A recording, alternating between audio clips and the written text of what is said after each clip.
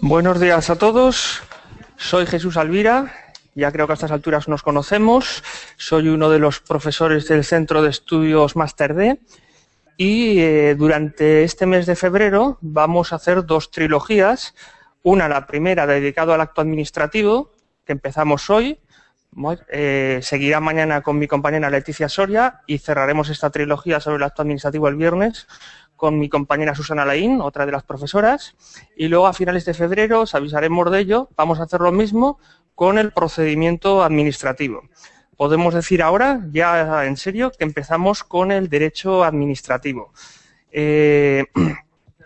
Vamos a hacer dos cosillas, os quiero recordar dos cosas. Primero, hoy vamos a ver simplemente el contenido y los requisitos, que es un acto administrativo en definitiva, ¿vale? Va a ser una parte bastante ligera. La parte más complicada quizás será mañana con mi compañera Leticia y pasado con mi compañera Susana. Si vais teniendo dudas de lo que vamos a ver, pues lo de siempre. Pues al final pues me las planteáis por esta vía y si no, a través de los medios habituales. Plataforma, teléfono. Me voy a apoyar en un pequeño PowerPoint, ¿vale? Si alguno pudiera estar interesado, pues que por la plataforma me lo pidiera y se lo pasaría. ¿De acuerdo? Venga, nos ponemos en materia y comenzamos sobre lo que vamos a ver hoy, que es el acto administrativo. Simplemente un ejemplo. Imaginad que luego lleváis a vuestra casa y encontréis un correo certificado del ayuntamiento de vuestro pueblo en el que se os dice que tenéis que demoler la casa del pueblo en un determinado plazo porque hay un riesgo de ruina. Es una puñeta, es una fatalidad, pero tenéis que hacerlo. Esto es un ejemplo de acto administrativo, ¿vale? Una resolución del ayuntamiento de vuestro pueblo en el que os dice que tiréis la casa del pueblo, que la demoláis porque está en riesgo de ruina. Es uno de los múltiples ejemplos que podemos encontrar. Pero ¿qué es en sí un acto administrativo? ¿Vale? A ver, cojáis cualquier manual de derecho administrativo que cojáis, os podéis encontrar una definición diferente. Cada maestrillo tiene su librillo, podemos decir. Entonces, según qué manual cojáis de derecho administrativo, bueno, pues os podéis encontrar con una definición de cada autor, de cada jurista, de cada catedrático. Es muy aceptada a nivel, sobre todo europeo, una definición de un jurista, un catedrático italiano, de Guido Zanovini, que decía que el acto administrativo es una declaración de voluntad, de juicio, de conocimiento o de deseo que realiza la administración en el ejercicio de su potestad administrativa, distinta de la potestad reglamentaria. Ya os comento que en cada manual os podéis encontrar una definición muy diferente, pero esta definición, ¿vale?, es muy universal y en muchas universidades españolas se emplea cuando se habla de qué es un acto administrativo. En primer lugar, vamos a decir que no son actos administrativos. No son actos administrativos los actos políticos del gobierno, son meros actos políticos. Los actos materiales de pura ejecución, os he comentado antes que si os llega una notificación de vuestro ayuntamiento diciendo que demoláis la casa del pueblo, esa notificación, mejor dicho, la orden de demolición es un acto administrativo. Pero si luego se planta una grúa y la derriba, eso es un acto de ejecución, ¿vale? Pero eso no es un acto administrativo como tal. Por lo tanto, los actos materiales de pura ejecución no son actos administrativos. Tampoco son actos administrativos los actos de la administración que están sujetos al derecho privado, al derecho civil, al derecho laboral. Por ejemplo, la contratación en un ayuntamiento de un personal laboral no es un acto administrativo. Los contratos públicos celebrados por la administración tampoco son actos administrativos. En Zaragoza, el contrato que tiene el Ayuntamiento de Zaragoza con la empresa de transportes Tutsa es un contrato administrativo, no un acto administrativo. Y por último, los reglamentos, que veremos en otras sesiones, que son disposiciones administrativas que tienen un carácter general, tampoco son actos administrativos, ¿vale? O sea, ya hemos visto la definición del acto y hemos visto 5 cosas que no son actos administrativos. En la definición de Zanovini decíamos que el acto administrativo puede ser una declaración de voluntad, de juicio, de conocimiento o de deseo que emite la administración. Por tanto, podemos decir que es un acto unilateral de la administración. Un ejemplo de declaración de voluntad puede ser una multa, puede ser una licencia. Una declaración de voluntad es la que la administración hace para crear o modificar una situación jurídica. Ejemplo de declaración de juicio, una calificación. La administración emite una opinión acerca de un determinado asunto. Un ejemplo de una declaración de conocimiento, Pues una acreditación, una mera acreditación. La Administración puntualiza, acredita un hecho. Un ejemplo de declaración de deseo, pues la convocatoria de una oposición. Aquí la Administración manifiesta la aspiración que tiene de transformar o crear una situación jurídica. Ya os comento que si tenéis dudas, al final, por favor, por la plataforma, y si a alguien le interesa este PowerPoint, que me lo pida, que se lo mandaremos. Clases de actos administrativos. Lo mismo que con la definición de actos administrativos. Podéis encontrar tantas clasificaciones como manuales cojamos, ¿vale? Nosotros, bueno, pues nos hemos basado en un manual de derecho administrativo y hemos hecho una clasificación que es también muy básica, ¿vale? Los actos administrativos pueden ser estatales o pueden ser locales, ¿vale?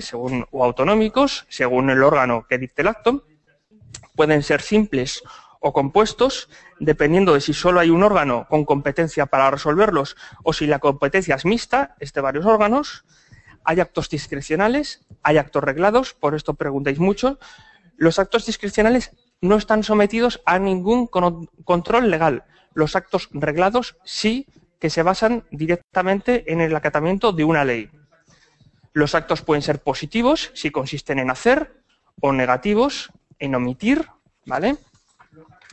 Los actos pueden ser generales si se dirigen a varias personas, pueden ser especiales si se dirigen a personas determinadas. Otra cosa son los reglamentos, que son disposiciones administrativas de carácter general, que veremos en otra sesión. Los actos pueden ser negociables o no negociables. Los negociables, aquellos cuyos efectos se derivan de la voluntad del órgano administrativo, por ejemplo, el nombramiento de un funcionario. No negociables, si los efectos se derivan directamente de una norma, la inscripción en un registro. Pueden ser definitivos, si ponen fin a un procedimiento administrativo. Pueden ser de trámite. En un procedimiento administrativo, lo veremos en unas sesiones posteriores, hay actos definitivos, que son la resolución final del procedimiento, o actos de trámite, que son actos que va habiendo durante el procedimiento que no lo resuelven, ¿vale? Pueden ser actos impugnables ante el orden contencioso administrativo o no impugnables ante el orden contencioso administrativo. También en otra sesión veremos qué es el orden contencioso administrativo, qué son los recursos administrativos y qué son los recursos contencioso administrativos. Otra clasificación puede ser actos favorables o de gravamen. Favorables si benefician al interesado, una autorización, una admisión. De gravamen, una sanción, una expropiación, perjudican al interesado. Una clasificación muy importante son los actos expresos, los tácitos y los presuntos. Esto preguntáis mucho. Un acto expreso. Pedís una prestación por desempleo. ¿Te la deniegan o te la conceden? La Administración se pronuncia. Un acto tácito. Pedís una subvención.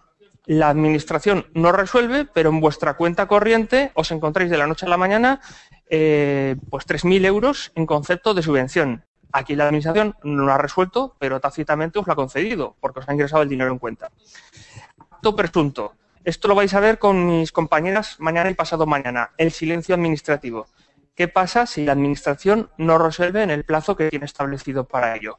Pues de esto se derivan unas consecuencias jurídicas, ¿vale? Estos son los actos que denominamos presuntos. Más clasificaciones que también desarrollaremos en otras sesiones. Actos que agotan la vía administrativa y actos que no agotan la vía administrativa. Los actos que agotan la vía administrativa no son susceptibles de recurso ante la propia Administración y los que no agotan la vía son susceptibles de recurso ante la propia Administración. Cuando hablemos de los recursos administrativos, veremos esto en detalle, ¿vale? Simplemente ahora estamos viendo diferentes clasificaciones que hay de los actos administrativos. Actos firmes, aquellos que salvo recurso extraordinario de revisión, que también veremos en su momento, no pueden ser impugnados ni en vía administrativa ni en vía contencioso administrativa. Actos no firmes, los que son susceptibles de recurso en vía administrativa y una vez resuelta esta vía administrativa pueden ser también recurso en vía contencioso administrativa, ¿vale? Dedicaremos una sesión a los recursos administrativos y otra sesión a los recursos contencioso administrativos, ¿vale? Hasta ahora hemos visto varias cosas. Hemos visto una definición universalmente aceptada de lo que es un acto, hemos visto que no son actos administrativos y hemos visto una clasificación muy genérica de los actos administrativos. Nos metemos ya en los elementos del acto administrativo. Todo acto administrativo tiene 5 elementos fundamentales. El elemento subjetivo, el objetivo, el causal, el final o teleológico, que también se lo denomina, y el elemento formal. Vamos con el primero de ellos, con el elemento subjetivo, ¿vale? El elemento subjetivo establece que el acto administrativo, para ser válido, debe ser emitido por un órgano adecuado, ¿vale? Por un órgano adecuado. El órgano que dicte el acto debe tener competencia para dictarlo. Esta competencia debe ser territorial, por razón del territorio, es decir, un órgano autonómico de Aragón no puede emitir un acto administrativo que debería emitir un órgano administrativo de Extremadura, por ejemplo, ¿vale? Funcional. El órgano debe tener competencia funcional por razón de la materia. Es decir, un inspector de Hacienda no puede emitir un acto administrativo que le correspondería a un inspector de trabajo, porque no tiene competencia para ello. Y jerárquica, por razón del grado jerárquico. Es decir, el órgano administrativo que debe de dictar el acto debe ser el que jerárquicamente deba hacerlo. ¿Qué pasa si un acto administrativo se dicta por un órgano incompetente, bien por razón territorial, bien por razón funcional o bien por razón jerárquica? Bueno, pues que este acto posiblemente se podrá anular, ¿vale? Habrá que ver en su momento si la gravedad de la incompetencia es de nulidad absoluta del acto o de mera anulabilidad del acto, ¿vale? Quedaos con esto, con la incompetencia que puede dar lugar a una nulidad absoluta del acto o a una anulabilidad. Hoy no lo vamos a ver porque lo vais a ver con mis compañeras mañana y pasado mañana, la diferencia entre nulidad absoluta de un acto y anulabilidad del mismo. El elemento objetivo, ¿vale? El elemento objetivo es lo que se pretende con este acto. Os he comentado al principio de la exposición pues el ejemplo de que vais a vuestra casa, os encontréis con una carta del ayuntamiento de vuestro pueblo para que demoláis la casa que tenéis en el pueblo porque amenaza ruina. ¿Qué se persigue con esto? Bueno, pues se persigue pues evitar un peligro al viandante, que cualquier vecino del pueblo vaya por ahí y se le caiga la casa encima, ¿vale?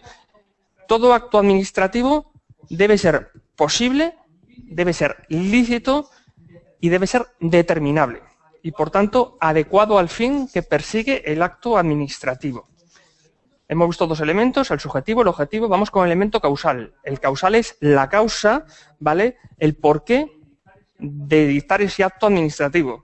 Pues, por ejemplo, la causa de la orden de demolición de una finca ruinosa será que la finca esté en estado de ruina. Si no está en estado de ruina, tranquilos que la administración os va a decir que la tiréis. Y si os lo dice, pues podéis recurrir.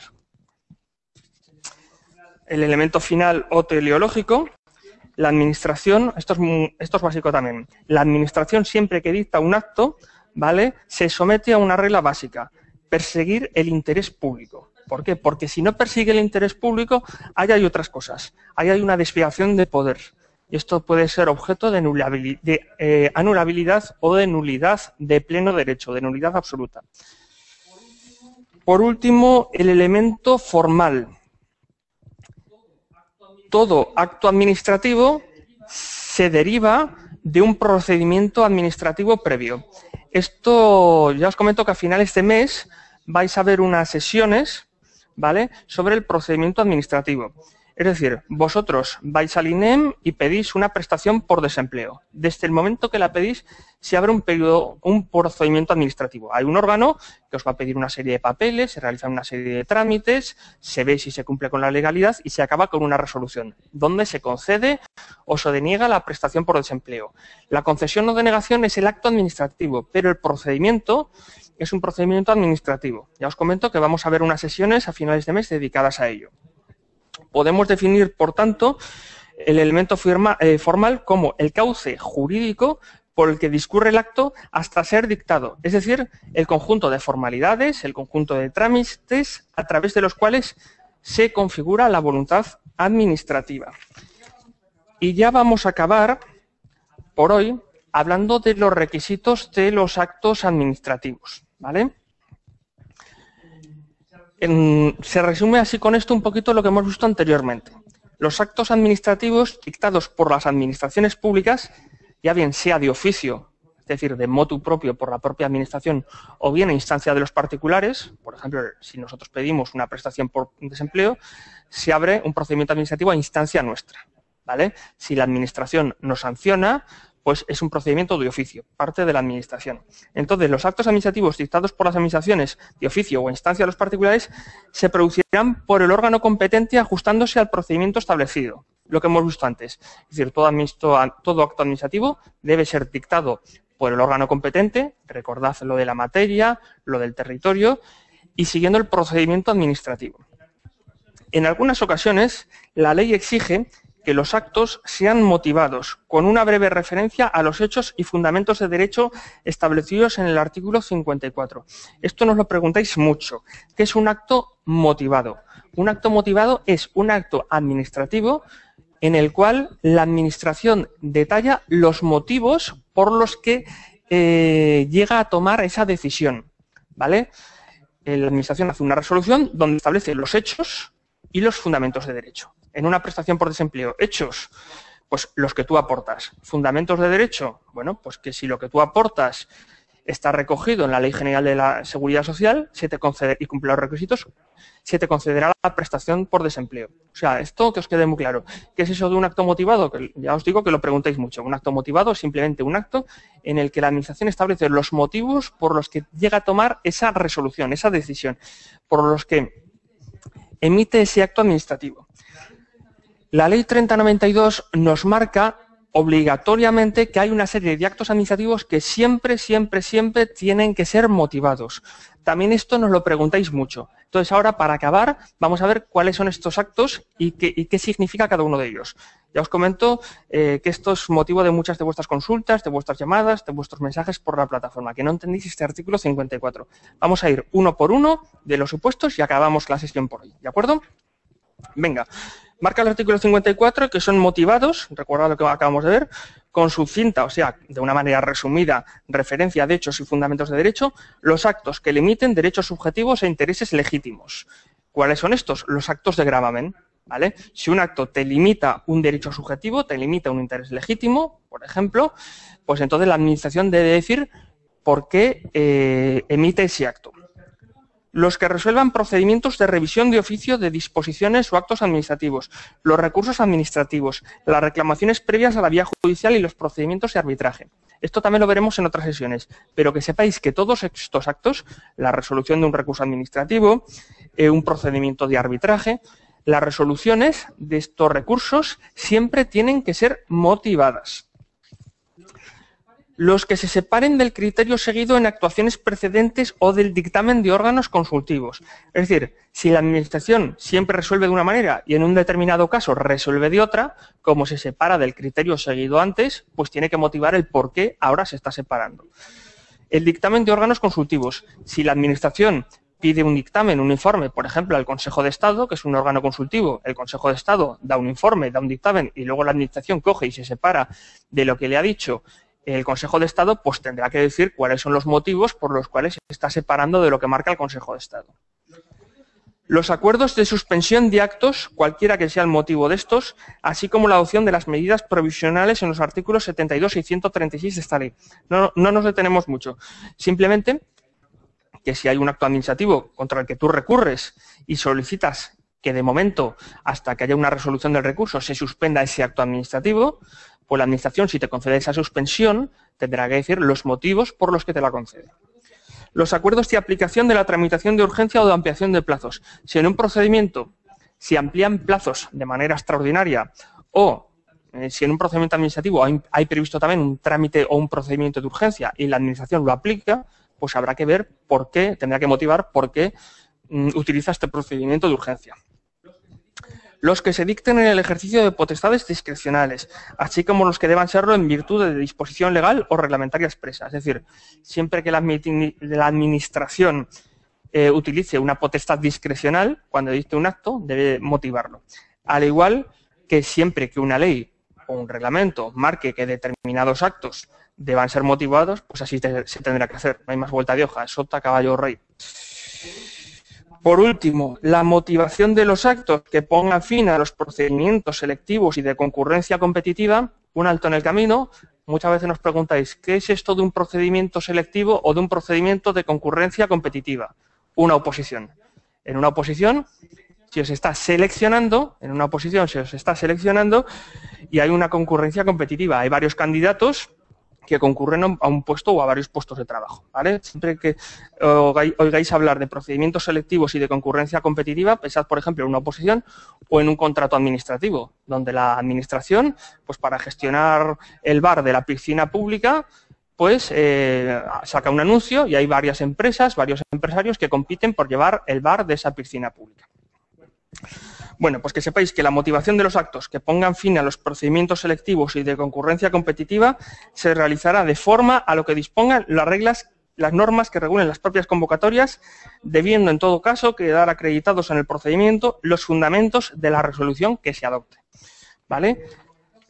Comentad una cosica y es esto, que, bueno, una cosica, vamos a ir resumiendo lo que hemos visto. Hemos visto la definición de acto administrativo, qué no son actos administrativos, una clasificación, los elementos del acto y los requisitos que debe tener un acto para ser válidamente emitidos. ¿Vale? De todo lo demás que conlleva este tema, que es muy complejo, tenéis mañana otra sesión a las 11 con mi compañera Leticia y el viernes otra con mi compañera Susana. Me están apuntando que tengo aquí algunas preguntas. Vale, veo aquí que una compañera, bueno, que una alumna me pide las diapositivas. Por favor, no lo hagas por aquí. Por la plataforma pídemelas, así sé tu número de alumna y te las mando luego. ¿Vale? Pues eso, Mari Carmen, que en cuanto a las diapositivas, o por teléfono, o mejor por la plataforma, que me lo solicites, así veo tu número de alumno y te lo mando. ¿Hay alguna duda por ahí más? Veo que no. Bueno, pues si no os importa, vamos a dar por cerrada la sesión, ¿vale? Que sepáis que esto queda grabado, que la podéis ver las veces que necesitéis, y eso, lo dicho, si tenéis dudas, pues luego por la plataforma o por el teléfono me decís. Cerramos la sesión por hoy y mañana continúa a las 11 mi compañera Leticia Soria.